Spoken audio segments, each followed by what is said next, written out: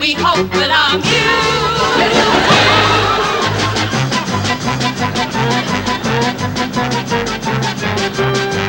Oh yeah, we just love to give you our views.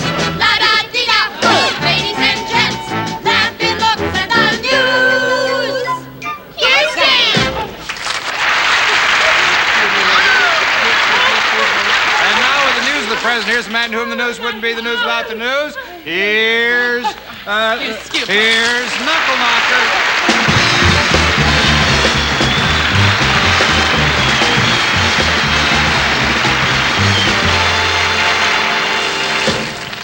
That may be the only time we'll ever see Goldie on point. AT&T today announced favorable reaction to their new television phones, which enable callers to see each other. The only dissatisfaction was voiced by a Miss Phyllis Diller, who complained, "People always call me when I'm in the shower." What's worse, they never call back.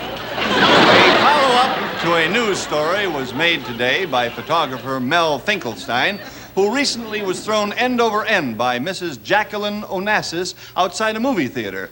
The puzzled Mr. Finkelstein said, "Funny, she didn't look Jewish." Take it away, Goldie. Here with the news of the future is Goof Rowan. Goldie, that's Dan.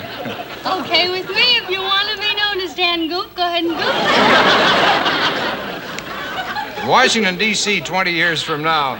President-elect Billy Wilder, the nudist party candidate, said today his first act in office would be to change the inauguration date from January to July. He said, "As things stand now, a man could wind up with a frostbitten inaugural." Thule, Greenland, 1990. Although topless dancing has finally arrived here high above the Arctic Circle, John Muckluck, who is the owner of Muckluck's Good Luck Topless Igloo, said today, "None of my girls has been arrested for indecent exposure. So far, the police think the girls are just wearing tight blue sweaters." Sounded like you goofed to me, Dan. I did. Hi. We're here today out front of City Hall where a group of civil service workers have gone out on strike. Excuse me, sir. How do you explain this strike by civil service employees despite the fact that it happens to be against the law? Well, in this case, we feel that the law is wrong.